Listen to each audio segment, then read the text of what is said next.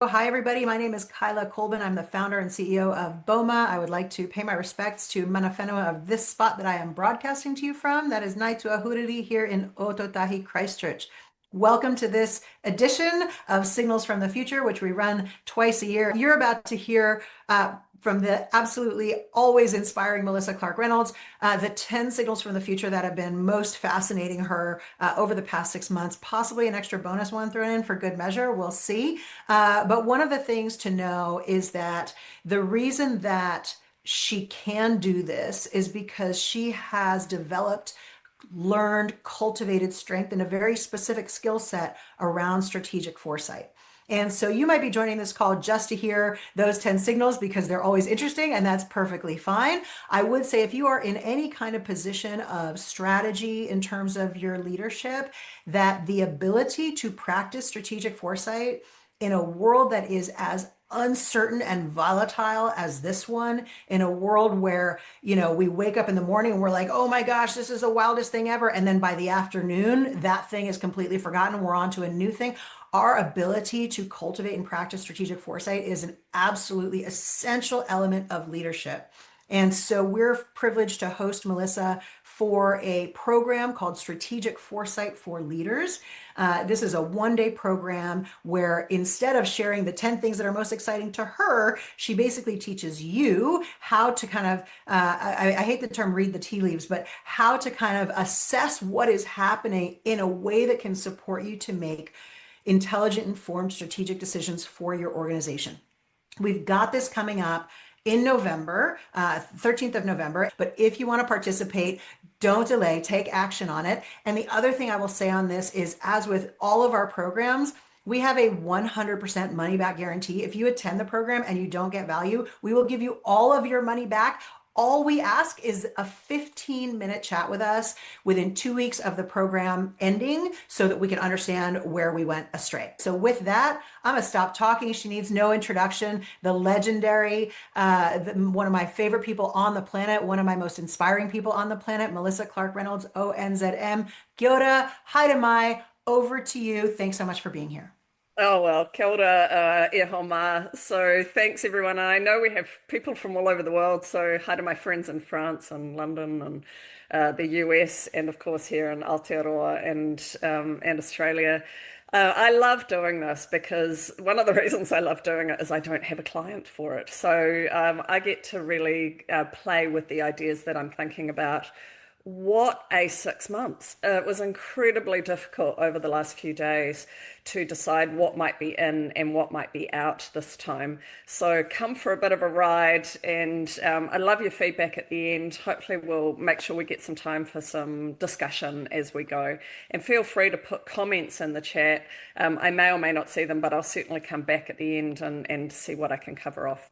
So the first big issue for us is really why do we do this? And why do we do this? And so this idea, as Kaila was talking about before, about strategic foresight being a set of tools and mindsets for anticipating the future and making decisions under conditions of uncertainty. And I have to say that the older I get, the more uncertain I am about most things. The more I realize that when I was young, I felt very sure about stuff. And the older I get much more in the grey. And one of the things we do in that course that we're running in November is we spend quite a bit of time on scenarios as well. How might we take some of these signals and think about how the future might turn out?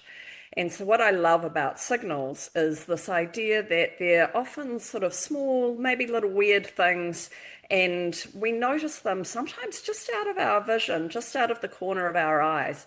And I'm most interested in things that feel a little bit like outliers. And what I know about signals is that there is an abundance of them. There is an infinite number of signals out there. And what we can learn to do is to start to figure out which ones of these might turn out to be the future. And it's a muscle. I was looking back over the previous signals ones we've done, and I haven't talked to Kaila about this, but at some point I wouldn't mind doing like a bonus episode where we go back and we say, where did these go? Did they turn out to be dead ends, or are they still evolving? And sadly, my favorite tool for tracking signals, which was called Pocket, has closed. And so I'm playing with a couple of new tools. But I have a database now of several thousand of these signals. And with those, what I try to do is cluster them together and see where they might go next. So let's jump into the first one that I'm thinking about at the moment. And obviously, people are asking a lot about AI. And I started working on early AI in the 80s. And if you've read The Alignment Problem, which I think is one of my favorite books about the history of AI, you'll see that we've been through 4 or 5 different kind of code bases for how we think about AI in the last 50 years. Now, I've only been involved with it for about 40 of them, but in that time, we've changed the way we think about AI quite markedly.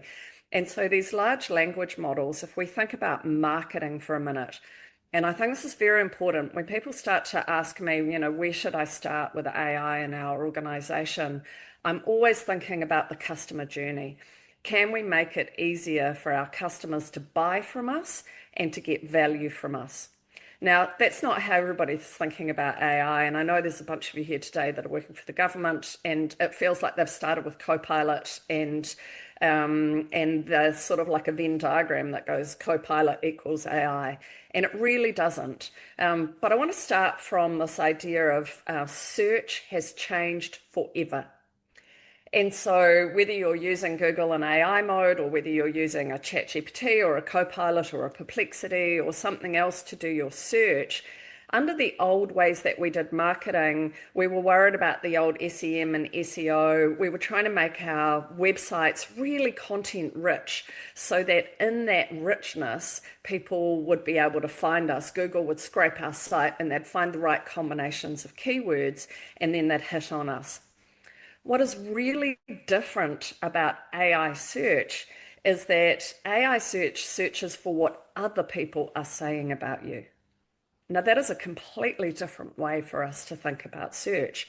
And so here you can see that AI is searching Reddit more than anything else when it starts to do AI search.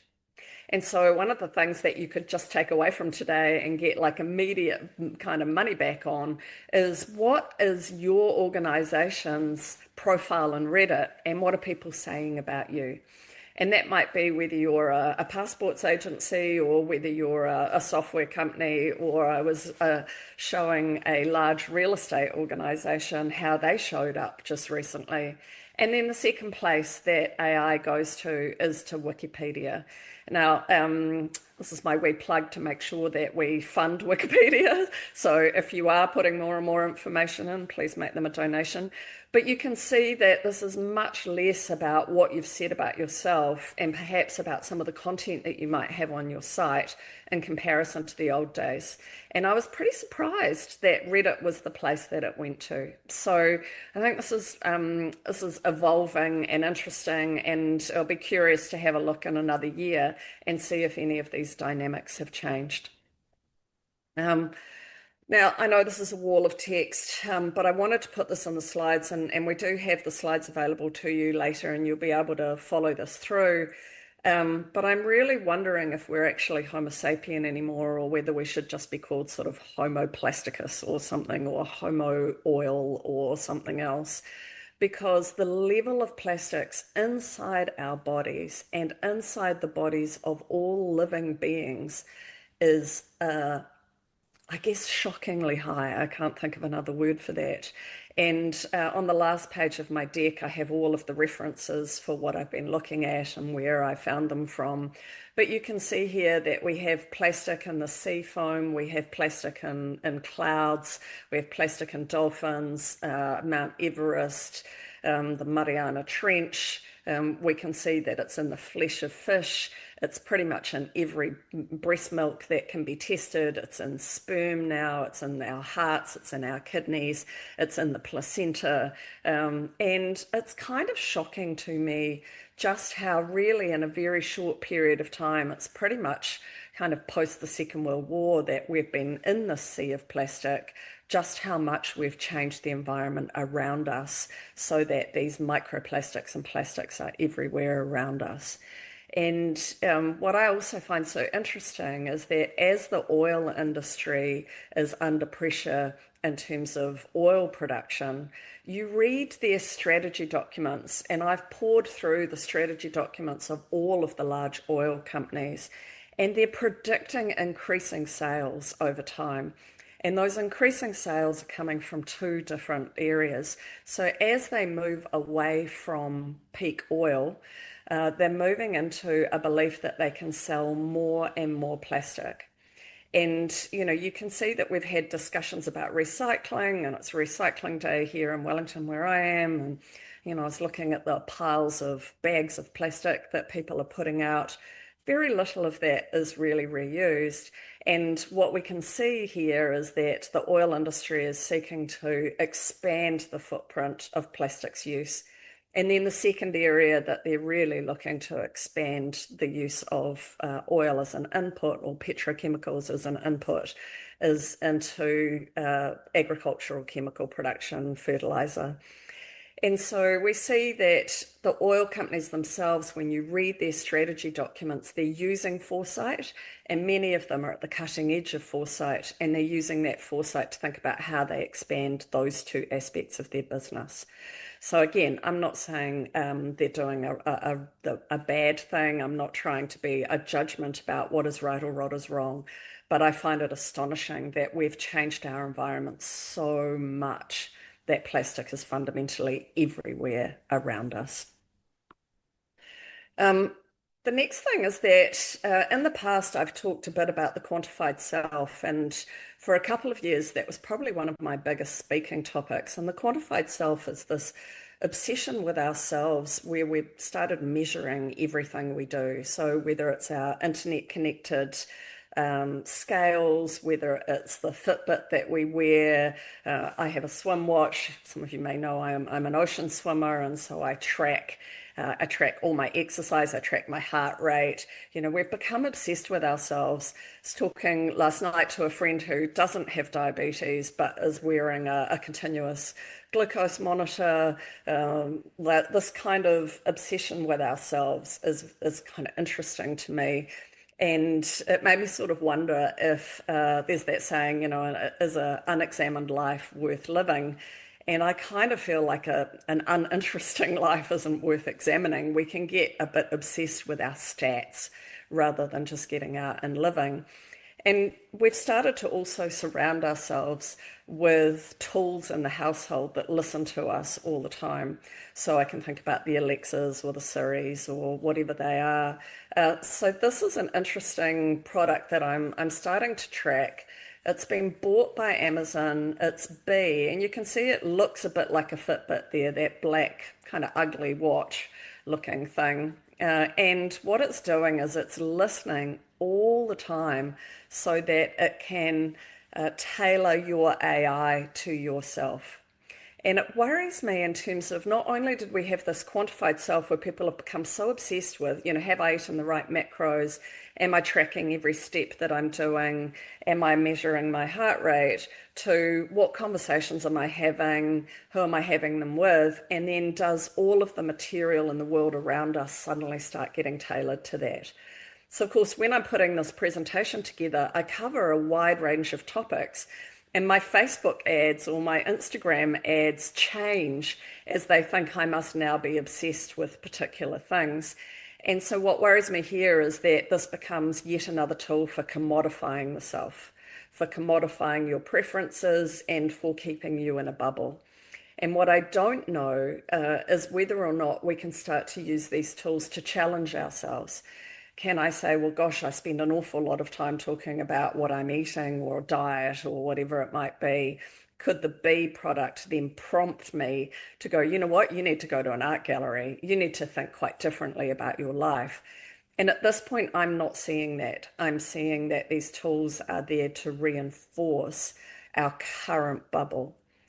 Having said that, a lot of how I use AI now is I use things like Claude, Notebook LM in particular, to really challenge my thinking. So one of the things I did between these sessions was that I fed all of my old YouTube videos into Notebook LM.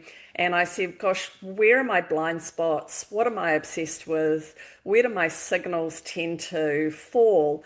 And what it showed me was that I wasn't that interested in hardware. And so what it's made me do is it's challenged me. So using the AI has challenged me to look at where I don't pay attention. And if a tool like B can be used like that, I can see how it expands our thinking and expands our intelligence.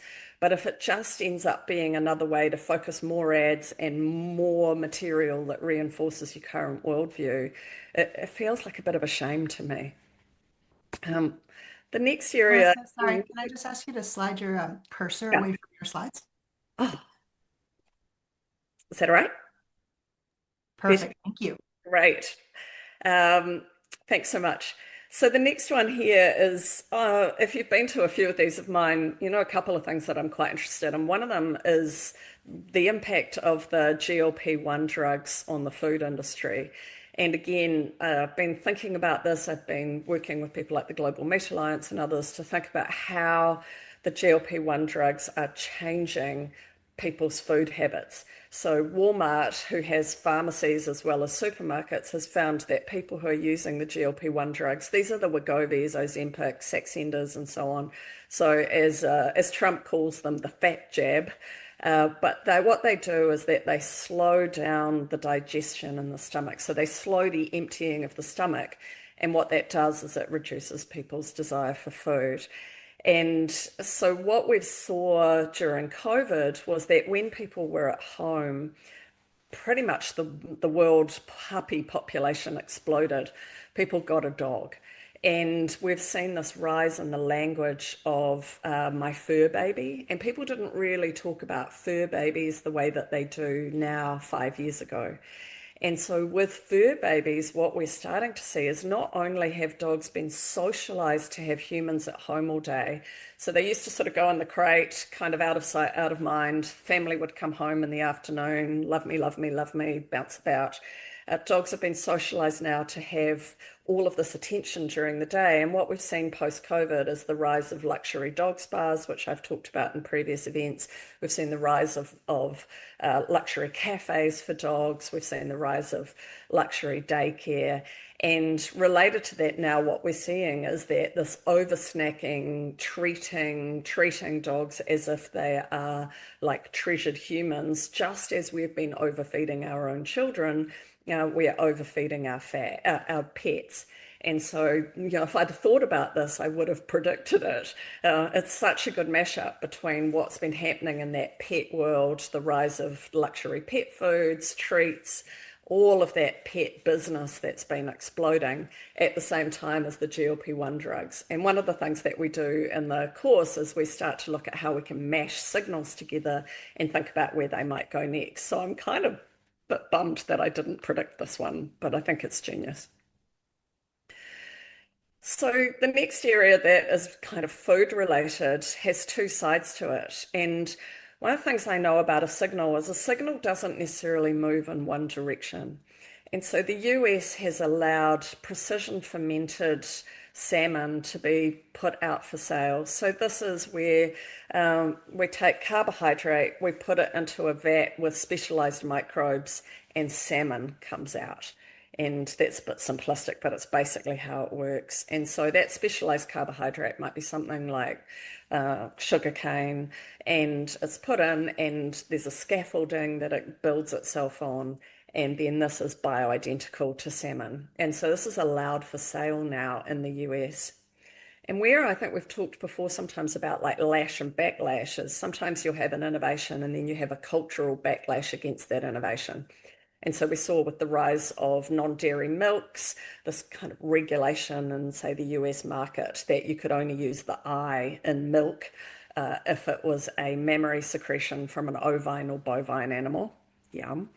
And all those jokes about you can't milk an almond and so on. So here what we see is that this is for sale. It's available for sale. I'm going to Chicago in a few weeks and I'm super excited to buy some and taste it. And at the same time, Republican states are starting to put their own statewide legislation in that it cannot be sold. So what we see is that we see this politicization of food. And I've talked before about the association of meat and republicanism, kind of meat and masculinity in around the world. So we've seen this rise of the carnivore diet. It's a very gendered diet, very, very few influencers that are women that promote these fully meat diets, and a lot of these buff kind of gun-toting Republican men who do. And so I think it's really interesting that we have a situation here where it's political theatre, really, where we're legislating against a food group because it's seen somehow as to threaten local food production. I'm watching this, and it fits within a world of tariffs that seem fairly arbitrary and others. So again, when we see one signal can be taken into many directions. The next one that I think is fascinating is, and I was worried here that I might just sound like an old fart, kind of a generation thing, but this big study that was done as to whether or not people were prepared to be bored. So, there's been this rise of mindfulness, and one of the things about mindfulness is just taking some time sometimes to stop and look out the window. And I know as I put these presentations together, I spend quite a bit of time just looking at my garden or out for a swim and thinking, and that need sometimes just to do nothing. And what is so fascinating here is that there was a study done, and people were asked, would you rather give yourself an electric shock or be bored? Now, bizarre kind of bit of research. But interestingly, here, again, it was a very different gendered response in the study. So women were much more comfortable with boredom than men. And I don't know what that's about. I think sometimes this is interesting in terms of signals, is just to get curious about what this might mean. How does that fit with society? Is it to do with expectations? What is it? But so women were much more likely to be able to just sit and be bored. And only 25% of women in the study would rather give themselves an electric shock than be bored, whereas 65% or so of men were willing to give themselves an electric shock rather than be bored. If you have any insights into this, feel free to put them in the chat. I don't know what's going on here, but it's made me curious. So I think this idea too that I often talk about is that the present is messy and contradictory, and the future will be too. And why this is important is that we often want one future to be out there, and yet there are multiple presents. The bubble that I live in is not the same as the bubble that each of you might live in. And our bubbles may overlap, but we will have different views on some things, and our income levels will be different, our education experience will be different, the cultures that we live in will be different, and the access to technology that we might have will be different. And so I think about this because I've been playing a lot with making AI agents of myself, of playing with digital twins. And then I find myself in these big conversations about this, and I realize somebody else doesn't know that AI even exists yet. So this idea that there is no one present is quite an important one for us to hold when we start to do anticipatory futures, when we start to do strategic foresight. And so I want to take in just a couple of areas where I'm finding things very messy at the moment, and it feels messier than usual. So, one of these is this, is Jimmy Kimmel on air or not? It's not so much about Jimmy Kimmel. What I'm finding so fascinating is the debate around free speech. And what I'm finding fascinating around that is what is considered to be free speech and what is not. So who has the right to free speech? Who doesn't? Who has the right to satirize or mock? Who has the right to be a broadcast channel? And at the same time, what are the role of these large corporates in this? And so I had Disney shares. I sold all of my Disney shares on Sunday, and I was watching this because what we saw was a dumping of Disney shares, and of course the price of their shares go down in quite a few hours as this announcement came out. And we see this, what is the role of big broadcasters? And my opinion is that over time, those big broadcasters are in deep trouble anyway. The amount that it costs to put a Jimmy Kimmel on air or a Stephen Colbert on air compared to podcasting or comparing to a streaming show is probably 10 to 15 times the expense of putting a show like this together. So, on one hand, when Colbert got cancelled, the broadcaster was saying that this was an expense issue. And in some ways, I do actually believe it was, even though they were also under political pressure as to whether or not they could keep their licenses and have humorous attacks on the president at the same time. But this fight against free speech, or these discussions about free speech, are not just happening in the US. They're happening in New Zealand, they're happening in the UK.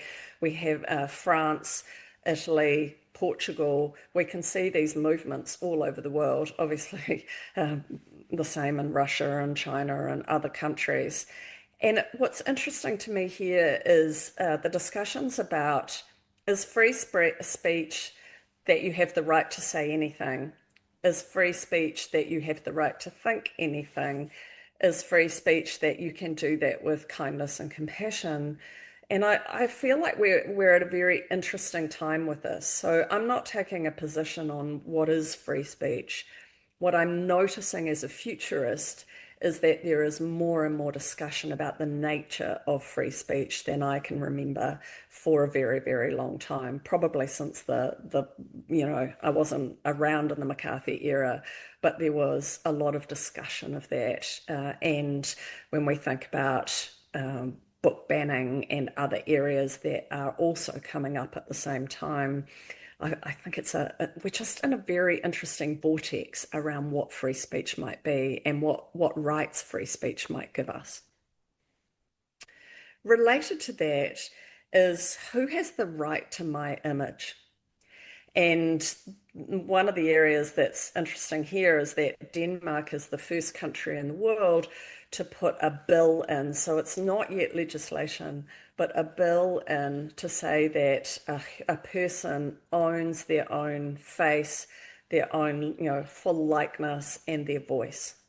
And we've never thought before about, do I own that? And so, certainly for some celebrities, their image is part of their estate. And so, we can think about Carrie Fisher, who I've talked about before, being the AI of the dead. Should we bring the AI of the dead back? Who has the right to make an AI of me after I die? Would I want my grandchildren to take all of my letters and articles and perhaps my journal entries and put them in and make an AI of me?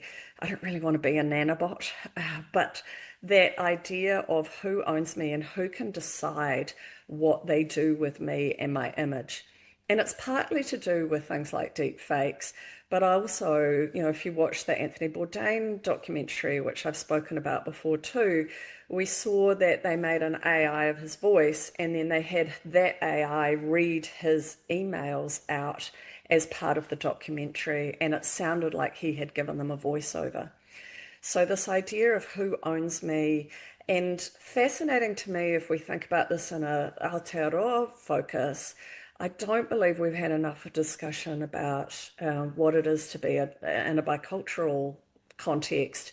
I think about land ownership as a concept that came in with colonisation. And New Zealand has led the world in giving natural bodies like rivers or trees personhood. Um, but does that mean that the river then owns its own image? And I don't know where this goes, but I'm spending quite a lot of that time out there in the garden or out there in the sea or looking out the window, wondering what this might mean in terms of the change of ownership. And I remember being a student in the States studying, and when they brought in a regulation that said that you could own airspace above your building. And so we keep expanding the sense of what is property. And so on one hand, I think it's very interesting. I don't want somebody else to be able to take my image or my voice and do something with it. On the other hand, it feels very capitalist to say that this is part of my personal property. And so, how might we navigate our way through these conversations in the future? I think we can't not have signals that think about geopolitical events and what they are. And in the work that I do for my clients, I've been tracking Ukraine quite a long time now. I was tracking COVID for a long time. And these big international conflicts, whether it's New Zealand's ability to get our products to market because the Suez Canal was closed or because we can't take our products into Odessa, they affect all of us, as well, of course, most importantly, the humans who live there. And what we probably don't necessarily stop and think about is just how great the conflicts around the world are at the moment. And I found this very interesting that we had a reduction in battle-related deaths from 22 to 23, but the past 4 years have been the most violent period since the end of the Cold War. And this was a report that came out in June. And so when we think about conflicts, clearly our thoughts are in the Middle East with Gaza and Israel, and we think a lot about what's happening in Ukraine. But when we stop and look back, actually, there are these conflicts going on in many, many places. That doesn't diminish those. I want to be super clear about that. Conflict anywhere affects us all as human beings. But I don't know that we've realised just how much escalation has occurred in the last couple of years, and particularly if we take that 4 year average. And the reports are in my last page of my slide deck when you click through to them. So it was very sobering stopping to think about this.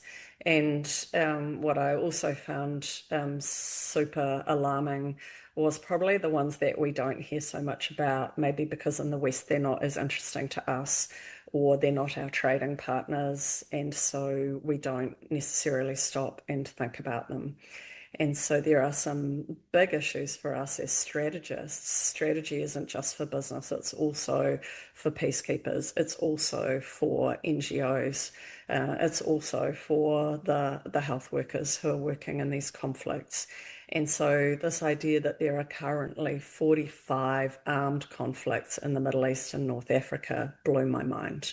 It wasn't something I had stopped and thought about. And in the report that you can see here from the Geneva Academy, when you go through, you'll see hundreds of armed conflicts. It is just that this area has the highest concentration of any of them, any in the world at the moment. This is technically my last signal, but I actually have one more that I'm going to share after this because I did throw in a bonus number 11. But we've seen an interesting phenomenon come up around the Epstein survivors. And what I love about this signal is the women who are the victim survivors taking control of the narrative themselves. We've seen a lot of obfuscation. We've seen these big debates about what the Epstein file is. I have family and friends, some of whom might be on this call, who say they've got the list because there are disinformation lists floating around all over the place. What I love about this is the women are taking charge of the narrative themselves. You can see in the background here, and this is why I like this image, is here are at least 3 survivors who have all been on that podium. I've watched their videos and they're supporting each other. They're women taking collective action with each other in order to take back the stories that are their stories. And so 10 women stood up outside the Capitol building and they started urging the administration to release the entirety of the Epstein files. But what they've now announced is that the women themselves are making the list of the perpetrators. And I think this is a really hopeful signal for us because I've talked before about lash and backlash. Carla and I have talked about this, that as we see like the rise of feminism, we've seen this rise of misogyny. We've seen the rise of women's bodily autonomy in some places, and we've seen the repression of women's access to maternal care at the same time. We've seen the women's rise as global young leaders at the same time as we've seen, even in New Zealand, we saw someone try to put a petition in the last few months to take away women's rights to vote. Now, of course, that was never going to happen, but the emboldenedness of that, the ability to think that you could stand up in public, put your name to a petition to remove women's rights to democracy, they arise at the same time. And I think it's very important for us to think when we see one to look for the other and not to assume that the repression is the only thing going on. But here we see women taking collective action together. We see women standing together, and we see women wanting to use their own voices and to take their own narrative. And I find that very inspiring and incredibly hopeful. And if we think about that, we can see that in many areas. We see Indigenous people making testimony. We see people standing up for what they believe in. We see people in the disability area saying, you know, nothing about us without us. And if you look, you can see these collective actions of people standing together for each other's rights. And I feel like this is the big kind of insight I have around this, is the difference between activism and change making. And so we need individual activists often who may stand themselves, and that might be the guy who put the petition in. They're individual activists. They don't have a movement around them. But once they have a movement around them, those ability to change how the future might play out occurs. Now, that can be in many ways. You know, we've seen the Charlie Kirk funeral this week, big collective action. So again, I'm not saying like, it's very important to me that I don't make things right or wrong. I just notice that these collectives are taking shape, and individuals are unable to really influence the future the way they might want. The last one that I have is Alona Ma. And if you don't know this woman, you so need to. She's got 5 million followers on Instagram. She is an absolute ray of sunshine. She is the most followed on social media rugby player in the world. She is body positive, she's sassy. She did Sports Illustrated, and she's muscly, and she's a big girl in terms of, you know, she's got a big frame, she's strong, and her message to young women in particular is, you know, strength is beautiful. And I just find like her and her sisters too, they have a video podcast. They are a ray of sunshine. And so if you're looking for a bit of enthusiasm and hope and body positivity and joy, I cannot recommend her Instagram feed highly enough. And I don't normally do an ad for someone, but I love too that The Guardian described her as the biggest breakout star since Lomu. And I think she genuinely is. You know, she worked her way up. She was an all-star at multiple sports. And mostly when you read her story, the reason she took up rugby it was that it was the hardest workout she had to do. She was an incredibly talented softball player, but she got bored with the training because it wasn't athletic enough, and found her way to rugby because it was full contact, full effort. And she's just an uplifting bit of joy for your day. So that's pretty much me done. I'm going to stop sharing now, and I'm going to have a good look through your comments and hand back to you, Kyla. Kia ora, Melissa. Thank you so much. As always, so much gold in there. I love it. I always get inspired by listening to you, provoked, curious, concerned, angry, all of the things in such a brief period of time. A whole bunch of stuff coming through the chat. A couple of comments from me, as always, before we jump in. We've got some great questions coming through as well. So one is that thing on the B and the quantified self. And for me, when I hear you talk about that, you know, that approach to me completely disregards the value of serendipitous connections And what it does, it imagines there is an outcome, and that if we can get enough quantified stuff, we can get exactly to the outcome we want. And the immediate story that comes to mind for me is, Steve Jobs talking about how you can't connect the dots looking forward, you can only connect them looking backwards. And of course, all of these things that he did without a deliberate intention that ended up feeding into, dropping in on the calligraphy class that ended up feeding into the, obsession with fonts and all that kind of thing. I think we lose that when we're focused specifically on, like, controlling every step to a predefined, predestined outcome. Lots of comments coming through on the chat about the study for men and women shocking. My understanding of that study, I could be really wrong on this. My understanding of that study was that they actually did the shock, that they Oh, yeah, actually you had, had to shock yourself. yeah, yeah, that they They actually were actually sitting shocked- in a room Yeah. and had the option to shock themselves, and that the men actually, it was, they didn't say, would you? Like, the men No, actually shocked themselves. they Yeah, actually shocked themselves and they actually would yeah, rather, like not just would rather, but they did they shock did. themselves Yes. rather than be bored. Yeah, well, so here's my hypothesis, and we got lots of hypotheses and stuff coming through the chat, so I'm not going to go through all of it. I will tell you my super simplistic hypothesis on this, which is that it's less about boredom and more about, and this is a gross generalization, more, and one that I have only come to now that I have three beautiful stepchildren and stepsons, that I've had these boys in my life for 11 years now, and my observation of them that's so fascinating to me always is just their willingness to go, what would this button do? Yeah. Right? That, like that, it's not so much like I cannot bear being bored. It's more like just this absolute hunger to, like the way babies are always putting stuff in their mouths. And I'm not saying men are babies at all in any way. I'm just saying this, like this beautiful, like, what is the world? I want to experience it. There's a button. I want to push it. I want to have the experiences. So that's my super simplistic take on that one.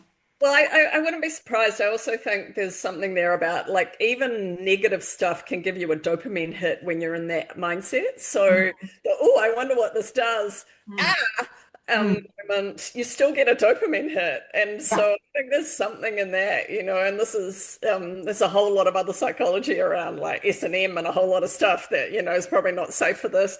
But fascinating to me. Mm. Like the gender difference was so interesting to Yeah. me. Yeah. So interesting. All right. Let's get to some of these questions. We've got some Yeah. fantastic questions coming through. Go ahead. Did you have something to say, I'm Melissa? just going to say, yeah, somebody mentioned Giselle Pellico, and I had her as a signal at one point, and I just want to say how much I admire her, and I think that yes, those Epstein survivor women have been encouraged, encouraged, enheartened by the example that Giselle Pellico was. So, for those of you who don't know, she refused name suppression. She took her husband to court and was very visible about standing and not being ashamed. It wasn't like being raped. It was not her shame. It was the perpetrator's shame, not hers. And yeah, thank you so much, Kate, for mentioning her. Yeah. Extraordinary story. All right, we've got a question here from Tim Brown. Kia ora, Tim. Tim says he read somewhere recently about the surprisingly high rate of accuracy of sci-fi in predicting the future. How do you feel about sci-fi as a source of future insight? Does it say something about the role of creatives in interpreting signals for us? Oh, there's so much there. I'm not sure if Beth Barani's with us today. She's often here. And if you don't know her podcast, I would really encourage you to follow Beth. And she her and I studied at the School of International Futures together in the UK. And I've always been a big sci-fi reader. And I think there are two things here. There are some bits of sci-fi where the writers themselves are trying to make a point about how the future might turn out or taking signals, and they are deliberately doing that. And so we can think about the World Wide Web, or we can think about space travel, a bunch of stuff.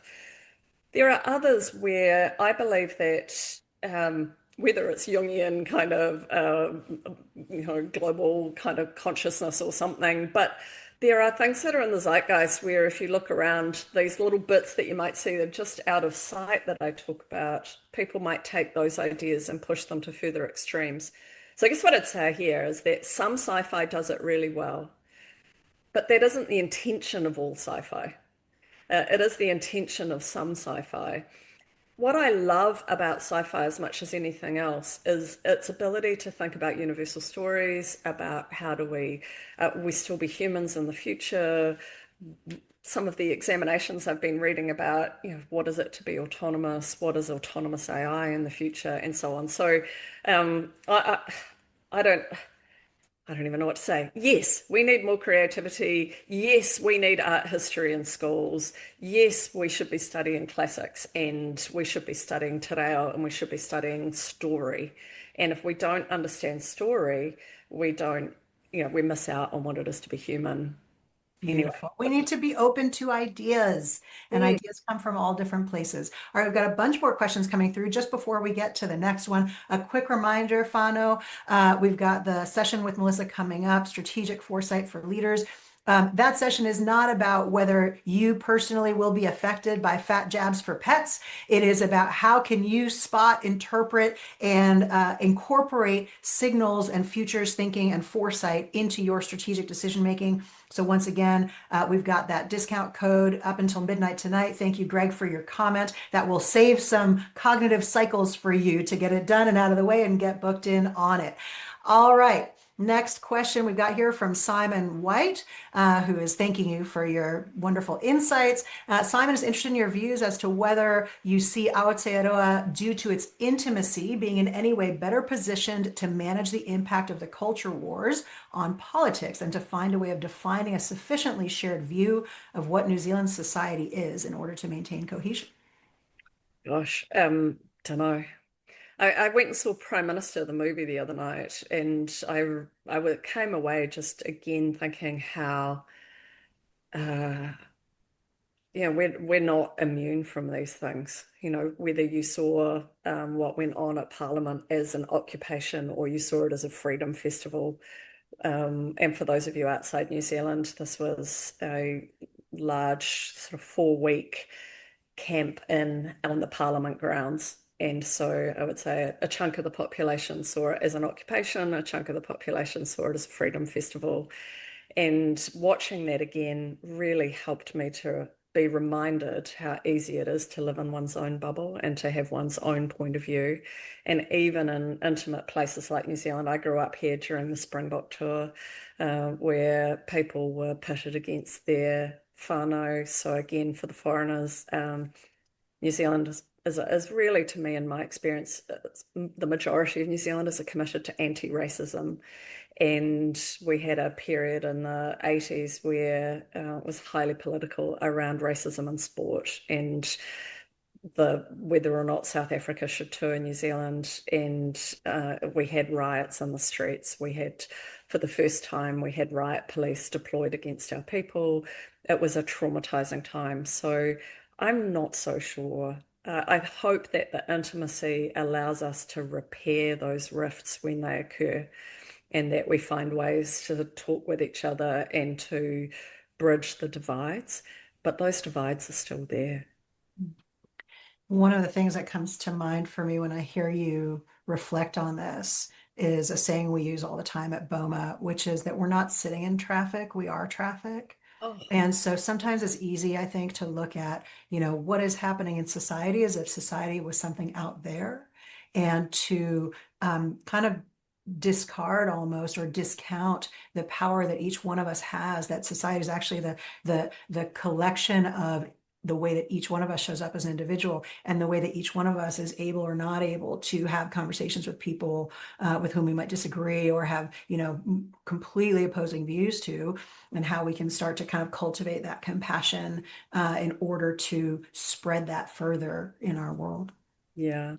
We've got a really beautiful question here from Greg Pitcher, a question that's really near and dear to my heart, certainly, which is, how do men fit into the world today? It's very confusing, and when do we unite? Um, I worry for our men. Hmm. And I think that the role of men is changing so greatly that we see more trauma for men, we see shorter life expectancy for men, and so on. And so, yeah, I know you and I both love Scott Galloway. Who was, those of you who don't follow their podcast. Pivot is twice weekly must listen for me. And Scott, I haven't read his book yet, but he's writing a book about men. I encourage that to all of the men that I know and the women too. I think we're going through some very interesting times in terms of gender dynamic. And again, you see the lash and the backlash. And I'm concerned for our boys. I'm concerned for our men. That doesn't mean I'm not concerned for women. This is not a binary thing, but I am really concerned for what identity and how we see ourselves. So all I can say is, ka aroha, a lot of compassion, and it's a tough time, I think, to know how to be a man right now. Yeah. Yeah, and I love your framing there of this is not a binary. And I think one of the when we see in our world that lash and that backlash, sometimes that comes from the only way I can fight for my own self is to put someone else down. And so, I'm fighting against the patriarchy or whatever it may be. And you and I are, we've had these conversations before, certainly on the same page about this and about how, men have greater levels of depression, greater levels of suicide, earlier mortality, all sorts of things that if they were in almost any other group, it would be shocking and horrifying. But because it's men, it seems sort of like socially or culturally acceptable to be like, it doesn't matter. When of course it matters profoundly. And for me, any feminism that doesn't also uplift men to me is doing all of us a disservice. And so, Greg, thank you so much for that question. Really appreciate it.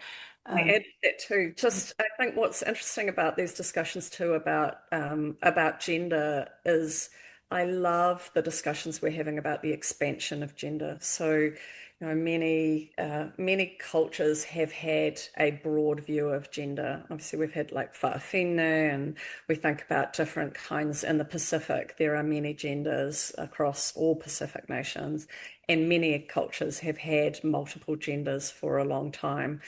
And I loved actually how the discussion about not so much about men's rights, but about what it is to be a man is also occurring at the same time of what it is to be non-binary, what it is to feel gender dysphoria or dysmorphia. And I can only welcome those conversations. I think they're good for all of us and understand that they're all occurring just as these other things I talk about, maybe a backlash or a lash. These ones are occurring at the same time. Joe's just mentioned a great book called What About Men by Caitlin Moran, and I think I loved that book actually. So, yeah. Yeah. All right, I've got a question from Laura Feasy who says, are you seeing anything around the rise of the extrovert ideal and therefore Oh, unintentional suppression of quieter voices? oh my God. An old colleague of mine, Chris, lent me a quiet book, and I never gave it back. And that book, it might be 10 years old now, but it was a transformative book for me. I believe we have a very strong Western cultural bias for extroversion. And we believe that extroverts are somehow smarter, somehow more adjusted, somehow better leaders. And also, there's some gendering to that too. We encourage our boys to be more extrovert and so on. So I do feel like in the Western world, extroversion has become associated with goodness and leadership and dominance and a whole lot of other things. I absolutely relish my inner introvert, and the older I've got, the more introverted I've got. And I know Joe Doyle's here, who I used to work with. I recently got Myers-Briggs, and I'd moved like over a 40-year period. I have moved further and further out of extroversion and very confident in my introversion. I feel like we need all of those. And I know some people don't think the MBTI is great science, but whether you use that or another definition, the world all needs both. We need the people who are expressive, who enjoy other people, who get their energy from other people. And that's the definition of extrovert that I use. And then we need the people who get their energy from being with themselves, who get the energy from silence. And Laura's one of my swim buddies and an awesome human, and actually done that strategic foresight course. And one of the things I love about swimming is I get to be social with a group of people while we only basically speak 4 or 5 words every half a K. And it's like the perfect introvert social activity is you cannot talk to people while swimming 3Ks around the lighthouse, but you're doing it with someone else. So anyway, I am seeing this bias for extroversion, and we need both. We need both. Amazing. I think we have time for just one or two more questions. Just a reminder, fam, we do have that offer 250 off until midnight tonight. And of course, the 100% money back guarantee if you don't get value from the program. We've got a really important question here from Nikki State, who says, with conspiracy theories and misinformation spreading so easily online, where do you see things heading in terms of how people trust information, and how might new technologies help or hurt that? Wow. I've been a fan for a long time of teaching critical thinking, and there's an Einstein quote, which is that imagination is more important than knowledge. And I think that is only becoming more important in the modern world. And many education systems have been moving towards the testing of knowledge. And so we see them making sure that you're not using AI in your exam because they need to test your knowledge, and they're setting national standards that make sure that people have the right knowledge of their times tables or whatever it might be. And it feels like that's the perfect education for a industrial revolution era. So in the Industrial Revolution era, you needed to know how to do a bunch of things and skills that were required for capitalism in the Industrial Revolution. And so I feel like we're doubling down on pre-digital technology and pre-digital skill sets in many of our education systems. And so on top of that, this idea about creative thinking, about expansive thinking, about wonder and curiosity, these are the skills that people need today. And interestingly, when the research has been done comparing teachers and students and their ability to identify misinformation, young people smash the results in ways that you wouldn't expect. So young people's kind of bullshit detector, I suppose, is higher than the older people, who tend to be the ones who are having the most worry about it. So young people are better at identifying an AI image. Young people are better at identifying misinformation, which I find so fascinating. And part of it, I think, is because they've grown up with it. They're less trusting of what they hear. So I use AI, as I said, to challenge my thinking. I'll ask Claude, where are the faults in my argument? Where am I being specious? Where have I elided in an idea? And ask it to argue back with me. And I hope that we will start to see young people being encouraged to use these tools to go, I've read this article, what's wrong with it? And we see people like New York Times fact checking, and we've seen this rise of fact checking. But I'm hoping that more people, instead of treating AI as a search tool, go get me the answer to what X, instead goes, great, you got me the answer. I've asked you who is the best winemaker in New Zealand. Then I want you to come back and I'm going to re-interrogate the answer and say, what would the opposite view be? Whose views did you take into account? And how might I argue against that? That to me feels like a really good use of AI, and you can do that right now in a Claude or in a LLM or something else. So I think these things will evolve. And just remember, young people are much more suspicious and much less likely to fall for it than old people.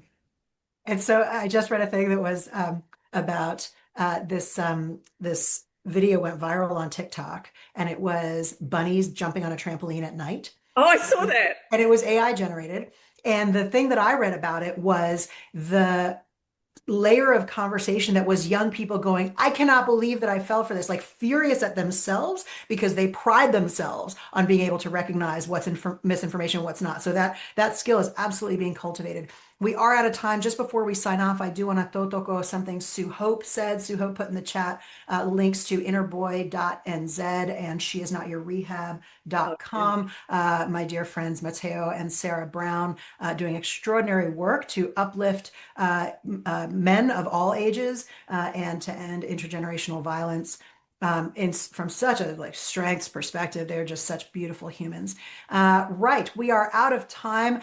Team, hope to see as many of you as possible at Strategic Foresight for Leaders. Such a powerful day. It's going to be a wonderful session. Of course, entertaining as always, but also come away with such tangible, practical tools as leaders to navigate this just wild, uncertain world that we live in. Melissa, it's been a fantastic hour. Thank you for your generosity, your insight, your wisdom, your humor, all of the things you bring. It's always such a privilege. Thank you. And thank you for hosting these and making them possible, and to your team. So, kia pai te rā. Have a great day, everybody. Absolutely. Kia ora koutou. Thank you.